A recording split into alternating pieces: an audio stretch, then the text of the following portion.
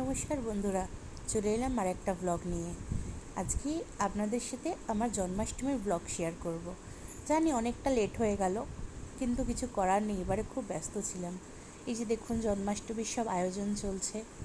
এই যে অলমোস্ট 7:30 বেজে গেছে রাত্রিরে, এখনও অবধি আমার ভোগ করে শেষ করে উঠতে পারিনি।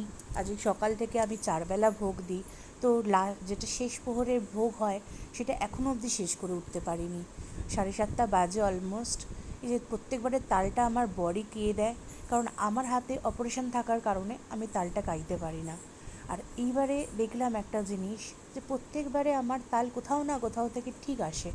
এবারেও আমার বর তাল নিয়েই এসেছিলো, কিন্তু বলাঙ্গীরে এত সহজে তাল কিন্তু অ্যাভেলেবেল থাকে না, কারণ বলাঙ্গীরে কেউ এতটা তাল খায় না।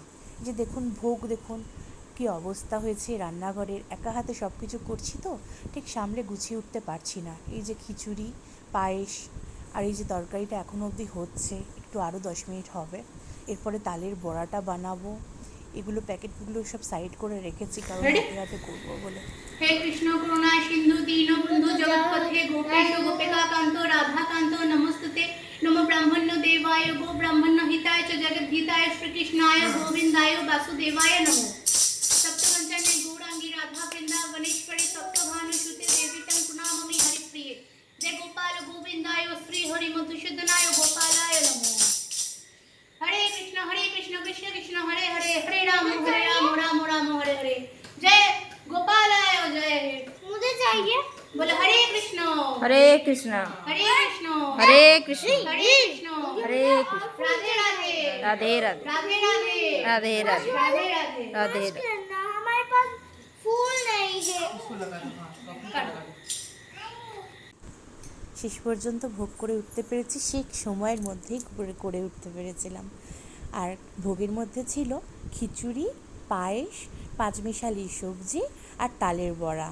আর এদিকে ছিল 3 রকমের ফল দিয়েছিলাম, আর সকালে দিয়েছিলাম ফল দিয়েছি, আর সন্ধ্যাবেলার দিকে সিন্নি করে দিয়েছিলাম, যেটা